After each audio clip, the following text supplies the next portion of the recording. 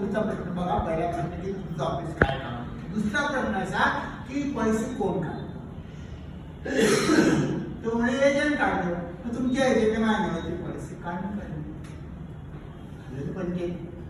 म्हणजे अहो आमचे एजंट जातात भेटत त्याच्यावर सांगतात लोकांना, लोक ऐकत नाही. तुमचा एजंट माझ्या नवऱ्याला भेटला त्याचा पुरावा काय मिळाला.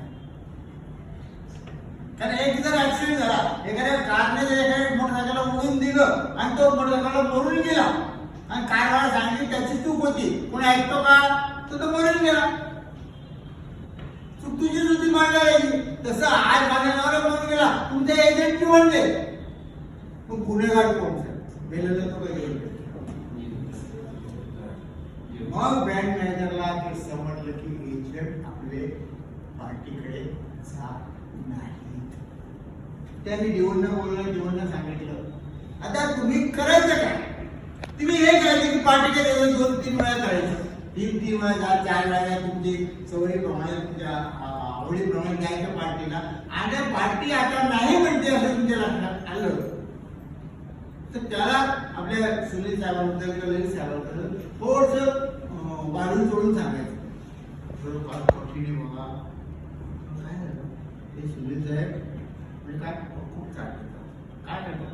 अरे मी तुमच्याकडे किती वेळा आलो. हा 4-5 वेळा आले. त्यांना पटतच होती. असं कसं का पडत नाही. मग त्याला ती बँक घ्यायची बघा. तुम्ही इन्शुरन्स एजंट म्हणून पार्टीकडे गेल्यानंतर त्याला 30 गोष्टी सांगा, काहीतरी सांगा. तर त्याला इंटरेस्ट नाही होईल ना. मग त्याला सांगायचं एकदा बँक मॅनेजरची बाई आली आणि मग तेव्हा मॅनेजर सांगितलं की नाही मग आमच्या साहेबांना पण पटत नाही की तुमच्याकडे आलं म्हणून. मग त्यांना काहीतरी पुरावा दाखवायचा. पुरावा दाखवायचा कसं काय दाखवायचं आमच्या साहेबांना. तर त्याच्यासाठी असं करायचं आहे मी तुम्हाला भेटलो ना. तो म्हणतो हो तुम्ही ऐकलं नाही ना. तो तर नाही ऐकलं. तुम्ही पॉलिसी करू शकत नाही ना. नाही आमच्या साहेबांनी सांगितलं पॉलिसी वर्गाकडे गेल्यानंतर एक तर पॉलिसी आणा तर त्याचं पत्र आणा. मी गेले होते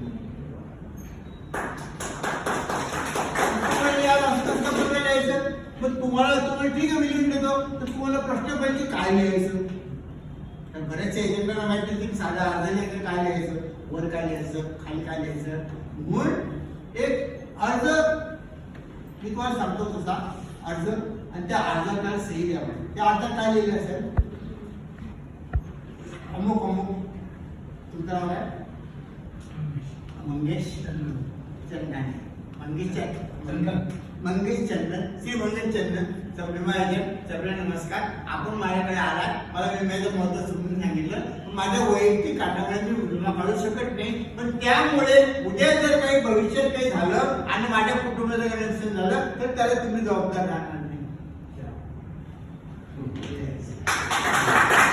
पत्र वाचलं की तो काय करेल सही करेल करणार. त्याला विम्याचं महत्व पटेल. एक तर तो पटून दे तुमच्या की ठीक आहे बाबा इतकं मागायला करून घेऊ काय ते साहेबांचं सगळं काय आहे आहे तसं आहे. ऐकतच ते तेवढं पत्र तर काय पत्र द्यायचं पैसे द्या असं म्हणतात. त्यांना वाटतं मी घरी चोपलो कुठलं काय आलं तरी सांगा ते काही लगेच त्यांना फोन करून विचार गाव तुम्ही असं काय करतात करतील का नाही असं फरक